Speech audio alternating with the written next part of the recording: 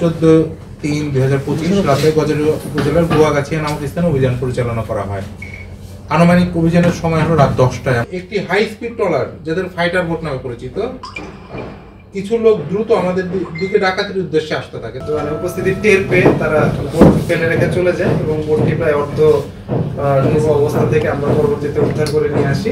কার্যক্রম অব্যাহত থাকবে এবং আমাদের এই সামনে ঈদকে সামনে রেখে আমাদের এই অভ্যন্তরীণ নৌপথ যেন আরো নিরাপদভাবে আমরা উৎসবের খুশি হবে নগদে বেশি, কারণ ঘন্টায় ঘন্টায় আছে গিফট জেতার সুযোগ।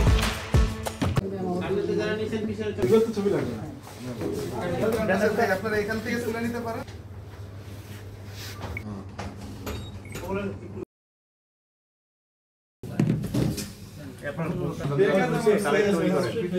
আশাকে ডাক দাও।